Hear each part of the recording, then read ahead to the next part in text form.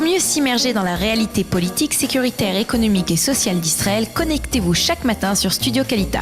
Daniel Haïk vous y attend pour sa revue de la presse.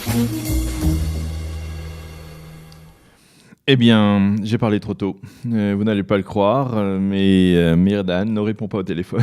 Cela peut paraître stupéfiant, mais c'est vrai. Et nous sommes à nouveau coincés ce matin dans l'attente du colonel Meir Dahan que nous avions souhaité. Alors, il y a une circonstance atténuante puisqu'il rentrait de l'étranger avec le jetline, mais là, alors je ne sais pas pourquoi on n'arrive pas à l'avoir, mais en attendant, eh bien, nous allons passer à la revue de la presse israélienne, d'emblée à la revue de la presse israélienne et des médias de ce matin. Et une revue de la presse que nous allons débuter par l'ensemble des quotidiens qui mentionnent en évidence une décision importante du tribunal de district de Jérusalem, une décision qui pourrait avoir des répercussions sur l'ensemble de la construction dans les localités juives de Judée et de Samarie. Le tribunal de district de Jérusalem a en effet décrété hier que le statut de l'implantation qui était jusque-là considéré comme illégal de Mitzpeh Kramim sera légalisé en dépit du fait que la localité a été construite sur des terres privées appartenant apparemment à des Palestiniens. Motif, l'installation de ces habitants s'est faite de manière honnête alors que l'on pensait que ces terres étaient libres de toute propriété. Ce faisant, le tribunal a donné suite à la requête des habitants juifs de Mitzpeh Kramim qui est située dans le domaine de juridiction du conseil régional de Binyamin. C'est la première fois qu'un tribunal de district statue ainsi et applique un tel décret à une localité juive de Judée et Samarie. Et ce verdict devrait faire référence. En effet, il pourrait être mis en application dans des centaines d'unités de logements construits en Judée et Samarie sur des terres ayant appartenu à des propriétaires palestiniens. Il faut souligner que la ministre de la Justice, Ayelet Shaked, a exercé au cours des dernières années des pressions afin que les tribunaux de district et non plus automatiquement la Cour suprême statuent dans ce domaine. En effet, les critiques de la Cour suprême ont toujours conduit à statuer contre les habitants des localités juives et pour les plaignants palestiniens. Et donc apparemment, les critères semblent différents du côté des tribunaux de district régionaux, ou en tout cas celui de Jérusalem, qui a donc statué en faveur des plaignants, en faveur des habitants juifs israéliens. Une décision donc dont on devrait reparler au cours des prochains jours et que l'on va commenter abondamment, qui aurait des répercussions donc sur le plan juridique et sur le plan politique, bien évidemment. Le Israël Hayom cite un dirigeant israélien qui a réagi à l'accord conclu cette semaine entre l'Iran et la Syrie visant à maintenir des forces iraniennes sur le sol syrien et à participer à la restauration de la Syrie, en tout cas à ce que l'Iran participe à la restauration de la Syrie. Ce dirigeant israélien qui a tenu à conserver l'anonymat déclare « Nous lutterons contre le renforcement de la présence iranienne en Syrie » et il affirme également que les pressions internationales et les sanctions américaines commencent à apporter des résultats et se font sentir à Téhéran. Le journal de citer dans un autre article une déclaration faite par le leader iranien Hassan Rouhani qui aurait reconnu lors d'une intervention au Parlement iranien « Nous sommes dans une situation critique », a dit Rouhani, qui a accusé l'administration Trump de responsabilité de cette dégradation de la situation socio-économique de l'Iran. Et les observateurs affirment qu'au bout du compte, Rouhani pourrait lui-même faire les frais des changements intervenus et payer de sa place à la tête du pays les dernières sanctions américaines imposées donc à l'Iran. Le Haaretz lui consacre l'un de ses principaux titres à une forme de rivalité entre l'Iran et la Russie à propos du contrôle de la Syrie. D'un côté, l'Iran a donc signé cet accord de restauration du pays avec le régime d'Assad. De l'autre, les Russes déploient des forces maritimes au large des côtes syriennes. Et à Washington, on explique que sans implication des Américains, les Iraniens auront plus de facilité pour s'impliquer en Syrie. Le Israël Hayom consacre la moitié de sa une à ce qu'il considère être son scoop de la semaine. La première interview que le sergent Elor Azaria a accordée à la presse israélienne depuis sa sortie de prison il y a 3 mois et demi.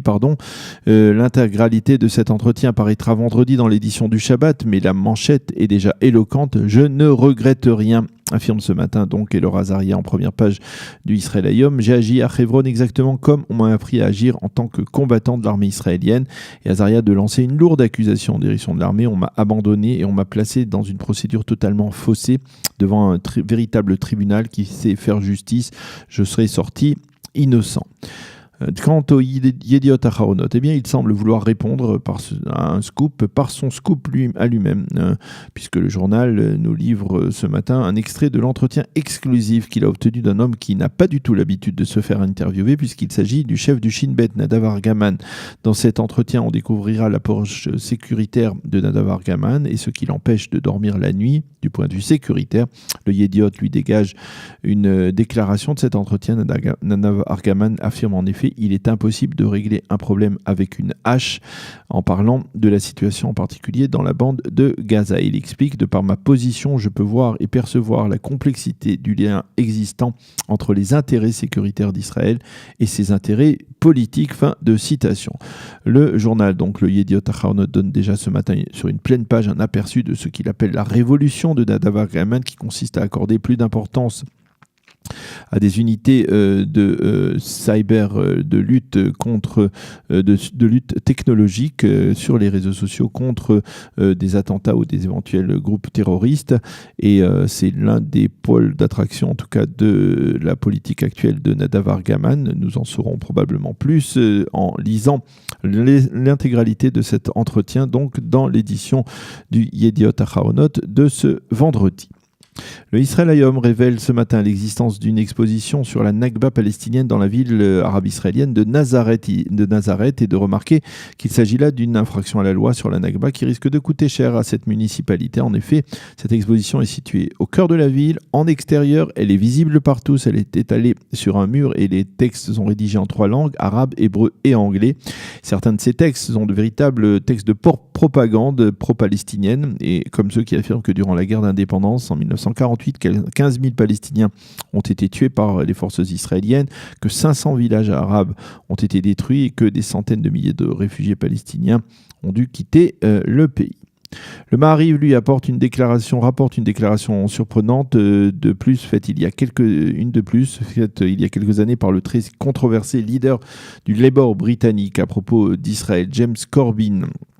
Encore lui a en effet déclaré en 2010 que des responsables politiques israéliens avaient dicté des discours à des membres du Parlement britannique. C'est ce que révèle le Daily Mail londonien. Selon le journal, Corbyn avait accusé l'ancien ambassadeur d'Israël à Londres, Ron Proshaw, d'avoir dicté des discours à des dirigeants britanniques. Corbyn n'aurait remarqué qu'à cette époque, dans le cadre des incidents du Marmara, tous les membres des membres du Parlement britannique avaient fait passer le même message tolérant vers Israël. Et selon lui, eh bien, il est donc certain que c'est Israël qui a tiré les ficelle dans cette affaire.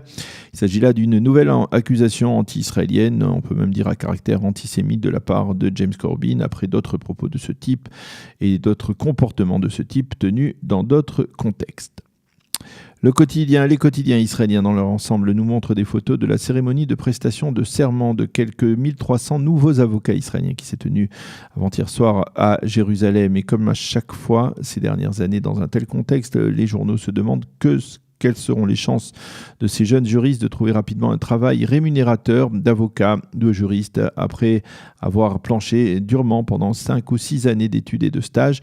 Et le site Ynet rappelle par exemple que lors du dernier examen du barreau israélien, 68% des candidats ont échoué à cet examen, ce qui a entraîné la formation d'une commission d'enquête dirigée par la ministre de la Justice, Ayelet Shaked, qui pourrait modifier ou même alléger les critères d'attribution du diplôme d'avocats. Cela ne résoudra probablement pas le problème de nombreux avocats, de plus en plus nombreux, qui ont des difficultés à trouver du travail dans le marché du travail israélien. Voilà donc pour cette revue de la presse et des médias israéliens de ce matin. Nous allons marquer une pause musicale et ensuite, eh bien, soit nous aurons le plaisir de parler avec Meir Dan, le colonel Meir Dan, soit eh bien, nous parlerons avec Eliana Gurfinkel qui nous présentera sa chronique Un jour notre histoire.